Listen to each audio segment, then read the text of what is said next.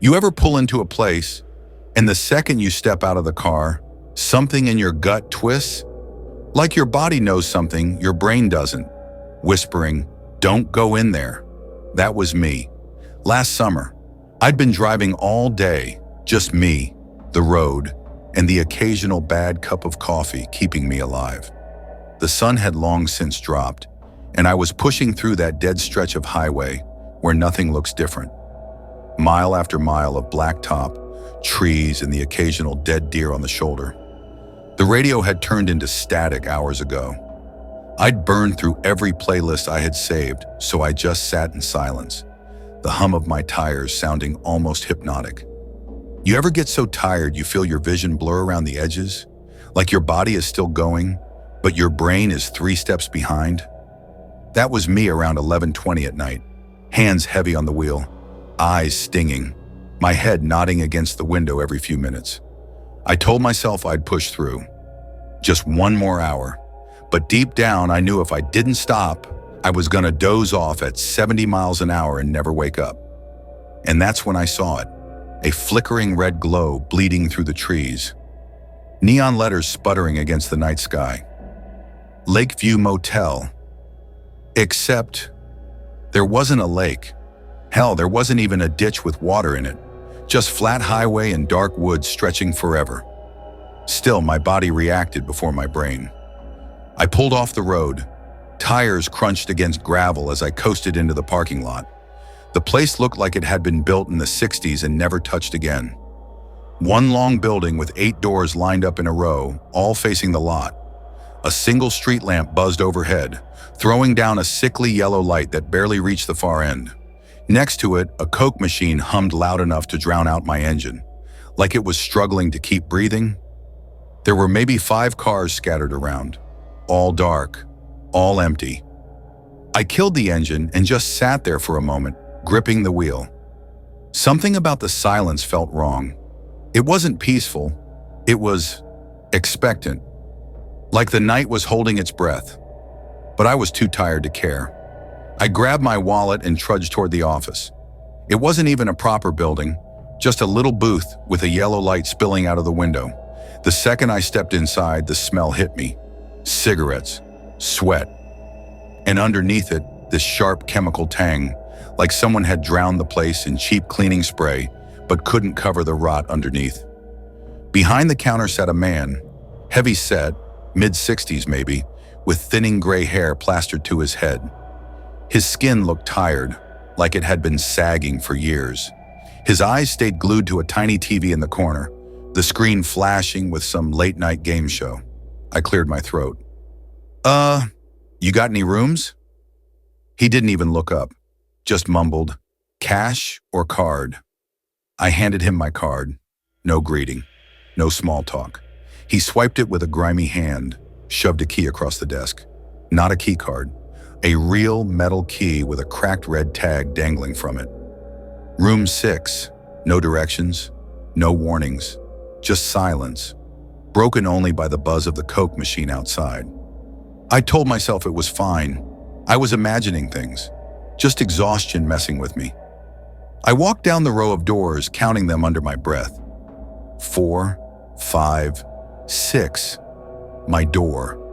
The key stuck in the lock before clicking open. And the second I stepped inside, I knew I'd made a mistake. The air was heavy, damp, not just cigarettes, something worse. Like mildew, soaked into every inch of carpet and fabric. I flicked on the light. The lamp by the bed buzzed, flickered twice, and finally gave off a weak yellow glow. Shadows stretched long and crooked across the cracked wallpaper. The bedspread looked like it hadn't been washed in years. Faded floral curtains hung limply over the window. And above the bed was a painting. A lake scene, of course. Bright blue water, trees, a boat drifting peacefully. Except the glass covering it was cracked straight down the middle, like someone had driven a fist into it. The whole place gave me this feeling, like I was intruding. But I was too far gone to argue with my own instincts. My body ached, my head pounded. I told myself I'd crash for a few hours, wake up early, and get out. I dropped my bag on the chair by the window, locked the door, slid the chain across, and collapsed onto the bed. When I pulled out my phone, no service, not a single bar. Figures. At first, it was just small things. I'd left my backpack on the chair. 10 minutes later, when I got up to grab something, it was on the floor. Zipped shut. Upright. Like someone had placed it there. I actually laughed at myself. "You're tired, you idiot." You knocked it off without noticing. But the chair wasn't wobbly, and the bag had been zipped shut. Then in the bathroom, I caught my reflection. The mirror was fogged, smeared across the center like someone had pressed a damp hand against it. I wiped it with the towel, shrugged it off. "You're just tired. Stop freaking yourself out." I kept telling myself that, but later, lying in bed, I heard it. A scrape. Slow, long, deliberate. It came from the corner near the door. I froze. Just lay there, staring into the dark, every muscle in my body locked. The only light came from the neon sign outside, glowing faint red through the curtains. My eyes adjusted, and I swear I saw something move. Just a shadow shifting in the corner. My throat went dry. I sat up fast and yanked the lamp chain. The room snapped into light. Nothing. Just the chair, the bag, the door. But the chain lock, the one I know I slid across earlier, was dangling loose, unhooked. My chest tightened. Did I forget? Maybe I only thought I locked it. That's what I told myself. That's what I forced myself to believe. But after that, I couldn't close my eyes. Every time I tried, I swore I heard something. Creaks on the floorboards, faint rustling against the curtains, the radiator ticking like someone shifting their weight nearby. I told myself it was the building settling. Told myself a lot of things. Around 3 a.m., exhaustion finally dragged me under. And when I woke, the lamp was off. I hadn't turned it off. The room was pitch dark, except for the faint glow of neon bleeding through the curtains. My phone was still face down on the nightstand, but right next to it was the painting, the lake scene, the one bolted to the wall above the bed. Now it was propped carefully against the lamp base. The nails were still in the wall. I didn't hear it fall, didn't hear a thing, and my blood ran cold. That was it for me. I knew without a shadow of a doubt that someone else had been in the room. My body moved before my brain. I snatched my bag, shoved everything inside, didn't even tie my shoes. My hands were shaking so bad I could barely work the lock. The door swung open. The night air hit me, damp and heavy, smelling like wet earth. The office was dark now. Coke machine still buzzing, neon sputtering. The clerk was gone. I didn't leave the key, didn't glance back. I bolted to my car, gravel spraying behind me as I tore out of the lot. My heart pounded so hard I thought I'd black out. I drove blind, headlights carving tunnels through the trees, every shadow looking like someone waiting on the roadside. I didn't stop, not for gas, not for food. I drove until the sun cracked over the horizon and painted the highway in gray light. Finally, at a rest stop, I pulled over. My hands were still trembling as I dug for my phone. 6:17 a.m. No missed calls, no texts. But when I opened my photos, my stomach dropped. 6 new pictures, all black, like the lens had been covered, except in one. Down near the corner, you can just make out the edge of a shoe. Not mine. Even now, I can't explain it. I don't know if it was the clerk. I don't know if it was something else entirely. But I do know one thing. Sometimes when your gut tells you not to stay somewhere, don't. Because you might not be the only one inside that room.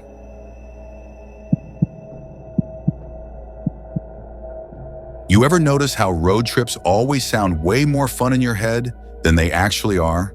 In your head, it's all open highways, your favorite songs blasting, windows down, wind in your hair. But then reality sets in. You're 10 hours deep, your back aches. Your playlist has looped 3 times, and the only thing keeping you awake is bad gas station coffee that tastes like burnt dirt. That was me. Last spring, I was driving cross-country for a job interview. Money was tight, so I wasn't booking nice hotels. My plan was simple. drive as far as I could each day, then crash wherever I found a cheap place. One night here, one night there. No big deal. At least, that was the plan. By midnight, I was running on fumes, both the car and me. The roads had gone dead quiet. No headlights behind me, no taillights ahead. Just endless black asphalt slicing through nowhere. The radio had given up an hour earlier. Static, then silence. So it was just me, the hum of the engine, and the faint glow of the dash clock. 12:37 a.m. My eyes burned, my head throbbed. I caught myself drifting a little too far onto the rumble strip more than once. And that's when I saw it. A town, tiny. Just one blinking traffic light and a gas station with two pumps. But off to the side, perched like it had been waiting for me, was a squat, two-story motel. Its sign buzzed faintly in the dark. Half the letters burned out, so it only read OTEL-VACANCY. That was enough. I pulled in. The lot was cracked asphalt, patches of weeds pushing through like the place had been forgotten for years. The kind of place that smells damp even from outside. A couple of old sedans sat crooked in their spaces. No movement, no sound but my tires crunching as I rolled to a stop. The motel itself, it looked tired, peeling paint, doors that didn't quite hang straight on their hinges. Windows with blinds bent in odd angles, like someone had peeked through and never bothered fixing them. And the air, I swear it felt heavier the second I stepped out of my car. Inside the office, things didn't get better. The clerk was this woman, maybe mid-50s, slouched behind the counter with a cigarette clamped between her fingers. She didn't look up when I came in, just exhaled smoke, muttered, "Yeah?" and slid a clipboard across. Her cardigan was stained, her nails yellowed, and her eyes. They didn't meet mine once. I signed without reading the form. I just wanted sleep. She snatched the clipboard back, rummaged behind her, and dropped a brass key onto the counter. Not a card, an actual key. The tag was plastic, faded red, with a number scratched into it. 12. "Back row," she said. That was it. No, enjoy your stay. No directions, just back row. I drove around the building, headlights sweeping across door after door. Rusted numbers, chipped paint, a couple curtains fluttering like they'd been moved. The farther I went, the darker it got. No lights, no sound, no signs of life. Finally, the last door on the far end, room 12. I parked, killed the engine, and just sat there a second. The building loomed over me, blotting out what little moonlight there was. I had this weird feeling in my gut, like I'd pulled into the wrong place, like the night itself was pressing down on me. But exhaustion won. I grabbed my bag and unlocked the door. The smell hit first. Stale smoke, old carpet, something faintly sour underneath, like spoiled milk soaked into the walls. I gagged, pulled my shirt over my nose, and told myself the same thing everyone does in places like this. It's just one night. The room looked exactly how you'd picture it. A bed with a faded floral bedspread, a tube TV bolted to a dresser, carpet so stained it looked like it had stories of its own, and the air, heavy, unmoving, like it hadn't been aired out in decades. I shut the door, locked it, slid the chain across, and dumped my bag on the chair. That's when I noticed it. The window. The curtains were mostly drawn, but not all the way. Just enough that I could see a sliver of the lot through the gap.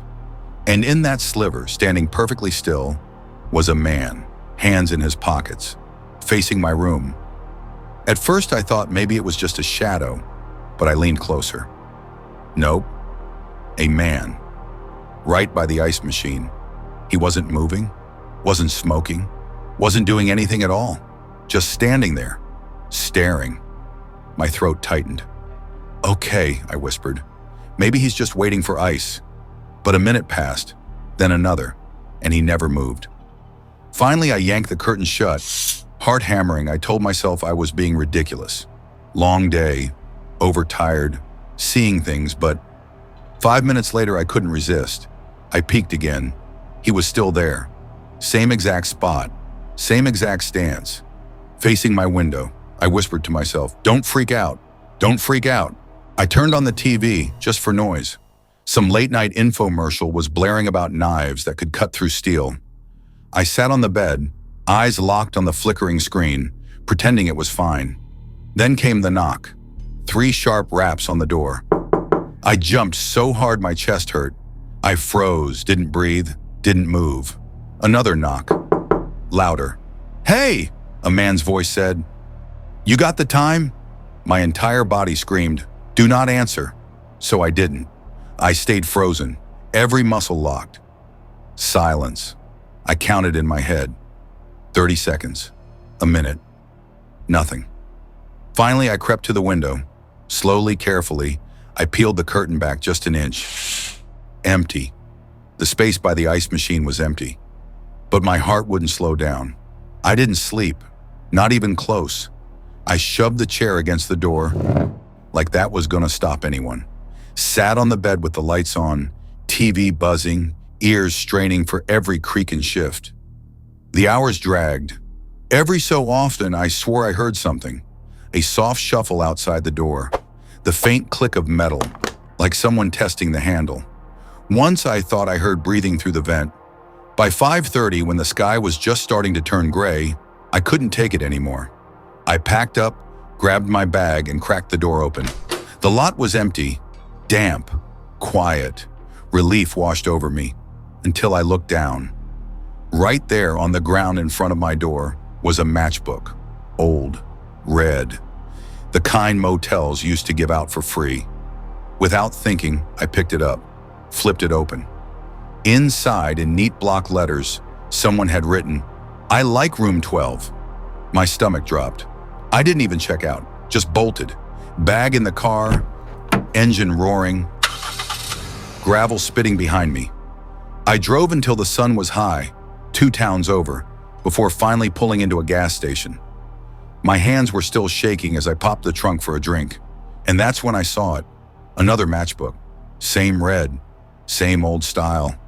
But this one was tucked neatly under my bag, like someone had placed it there while I wasn't looking. I picked it up with trembling fingers, opened it, and inside, in the same neat block letters, it read, "See you again." And that's the part that still gets me. I'd locked the trunk. I know I had. So how the hell did it get in there? What would you do if you knew someone had been that close without you ever realizing it? You ever feel that kind of silence that isn't just quiet, but wrong?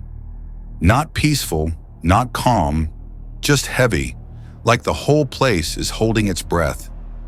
That's what hit me the second I pulled into this little roadside motel about 2 years ago. I'd been driving all day, visiting family out of state. I remember it clear as anything. Middle of winter, one of those nights where freezing rain falls in sheets so thick you can't see 10 feet ahead. My windshield wipers? They were fighting for their lives, slapping back and forth like they were about to give out. My knuckles were white on the steering wheel, and every mile felt like I was just begging the car not to spin out on black ice. I checked the time. 9:15 p.m., and that's when I saw it. A hand-painted wooden sign nailed to a crooked post by the road. Pine Haven Motel. Vacancy. Now let me be honest. The place looked rough even from the highway. Old, lonely, the kind of spot you'd see in a horror movie and yell at the character for stopping. But I was desperate, and desperation makes you ignore things your gut is screaming about. So I pulled in. The lot was half covered in slush. 10 parking spots in a neat row up against a single-story strip of rooms. Only 8 doors total, each one with peeling numbers nailed above them. And only one other car, parked way down at the far end. I remember how the slush crunched under my boots as I got out. That sound echoed because otherwise it was dead quiet. No highway noise, no wind, nothing.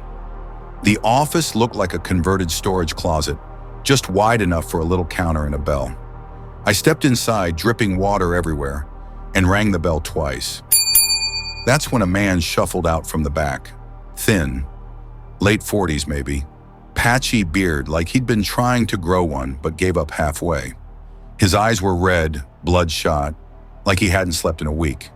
He wore this faded flannel shirt and a name tag that said Mark.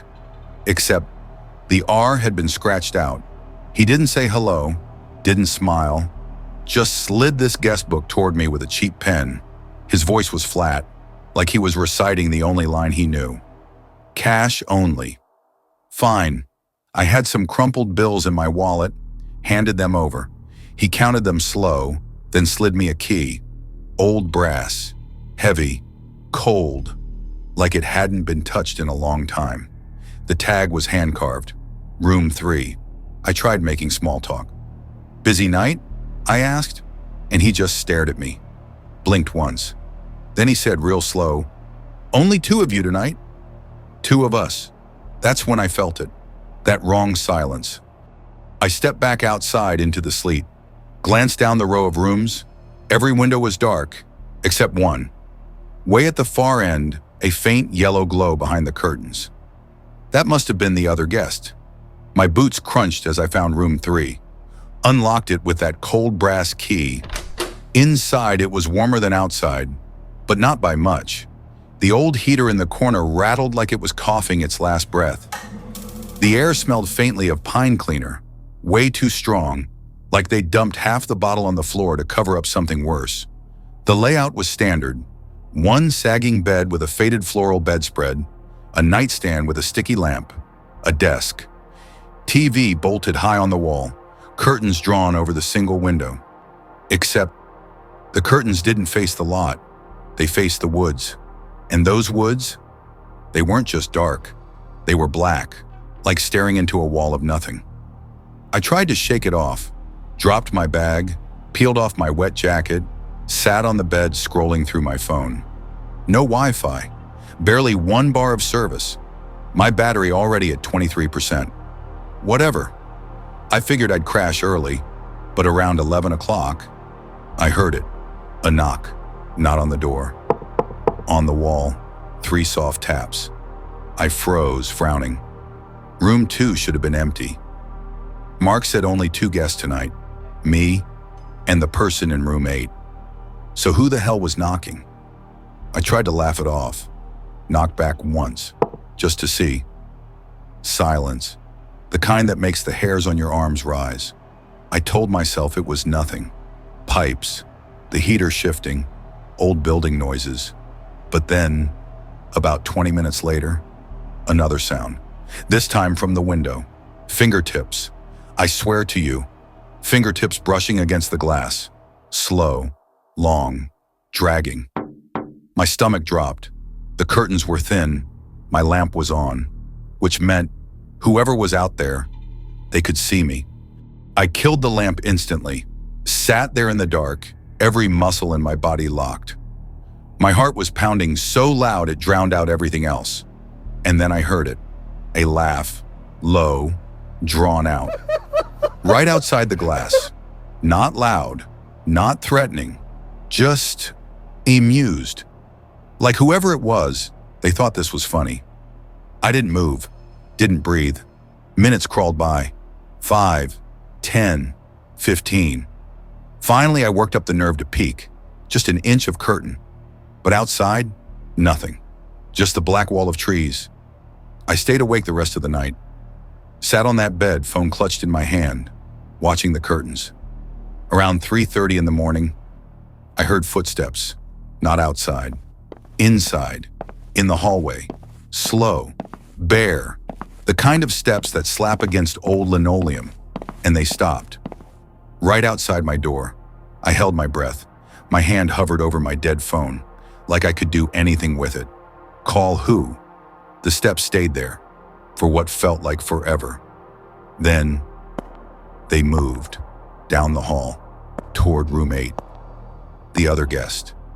I listened, frozen as the sound faded, and then the silence came back. That awful, heavy silence. When daylight finally bled through the curtains, I was half delirious. My phone was dead. My eyes burned. I packed my stuff in under 5 minutes. I just wanted out. The air outside was crisp, almost clean. But as I passed room 8, I slowed. The door was wide open. Bed unmade, lights off, room empty, no car in the lot. I felt this cold ripple run through me. Still, I went to the office. Mark was there, hunched over a notebook. I slid the key across the counter and tried to sound casual. "What about the other guest?" "Room 8? He looked up. His face was blank. "There is no room 8. I swear to you." I turned, ready to point, ready to prove it. But when I looked down the row of doors, the last one was numbered 7, and there was nothing beyond it. What would you have done? Would you have believed him? Or would you start wondering if there had ever been another guest at all?